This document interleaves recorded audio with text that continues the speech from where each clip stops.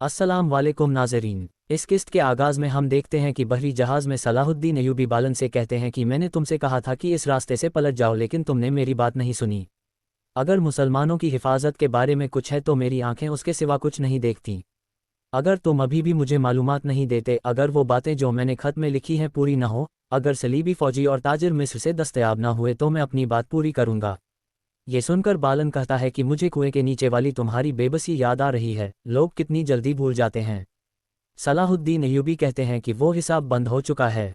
बालन कहता है कि हम हर शय को अल्लाह की जानिब से तसव्वुर करते हैं और वासिता बनने वालों के मशकूर होते हैं।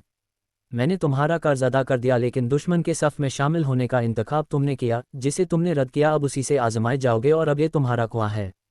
लेकिन ये जान लो, अब से मैं तुम्हारी मदद नहीं करूंगा। ये कहकर सलाहुद्दीन अय्यूबी वहां से चले जाते हैं और बालन गुस्से में जंजीरों को देखने लगता है। दूसरी जानिब कुद्स में इमले कहता है कि ये सबूत है कि कब्रिस में बड़ी तादाद में गमदुम मौजूद है, लेकिन मेरे साथ उनके ताल्लुकात को देखते हुए वो ये एहसान नहीं करेंगे। लॉर्ड गाय जवाबन कहता है कि आपने सही कहा इज़्ज़त माब, लेकिन आपके दामाद लॉर्ड जियोम, हम सब कब्रिस में उसके असर वसूख को जानते हैं। मुझे लगता है कि लॉर्ड जियोम अपनी आज़ादी के बदले ये फ़र्ज़े बखुशी पूरा करेगा।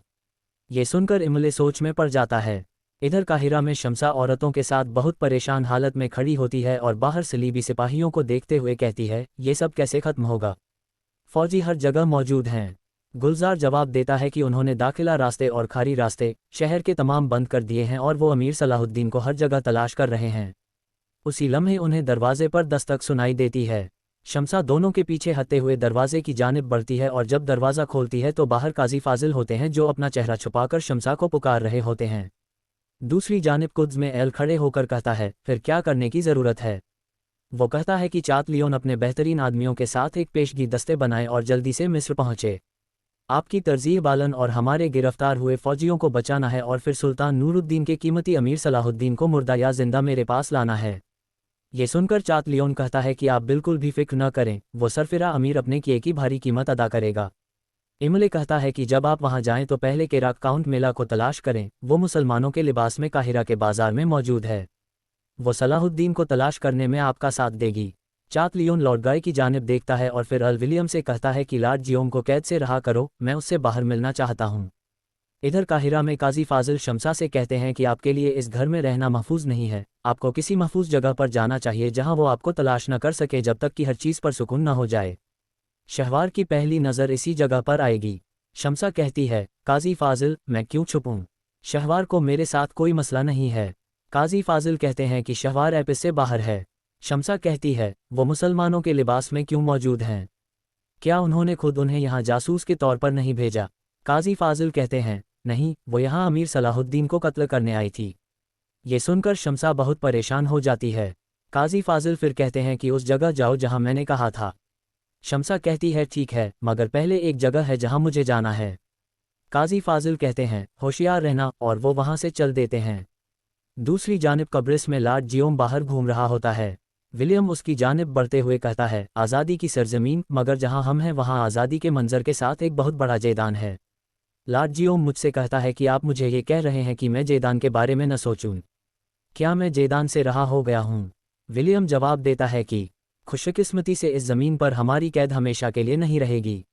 लॉर्ड जियोम उसी लम्हे बादशाह ई मालिक वहाँ आते हैं और बढ़ते हुए लॉर्ड जियोम से कहते हैं, मुझे उम्मीद है कि वो दिन जो आपने जेदान में गुजारे हैं आपके लिए एक अच्छा सबक रहे होंगे। लॉर्ड जियोम कहता है, यकीनन इज़्ज़त माब, मुझे आप पर एतबार करने और मुझे एक नया फरीज़ा सौंपने के लिए आपका बहुत शुक्र है।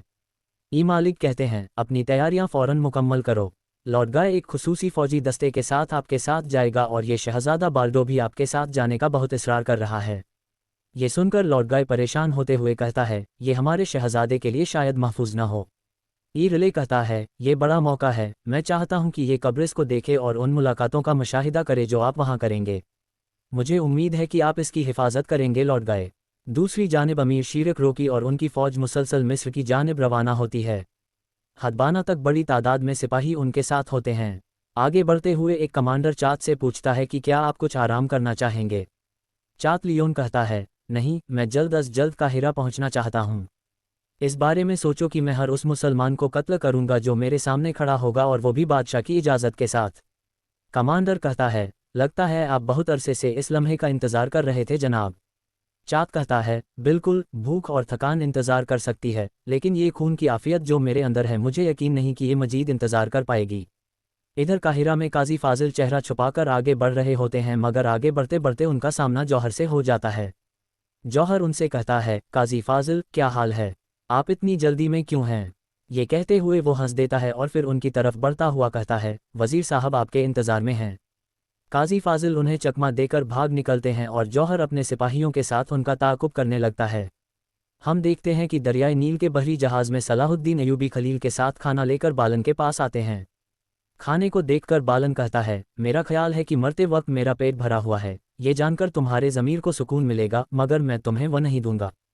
सलाहुद्दीन अय्यूबी जवाब देते हैं, मैंने तुम्हें पहले ही बताया था तुम लोगों ने जंग शुरू की है। बालन कहता है, फिर वही अल्फाज, कब्ल में कुद्स और अब मिस्र, तुम ऐसे बात कर रहे हो जैसे हमें इन जगहों पर रहने का कोई हक ही हासिल नहीं है।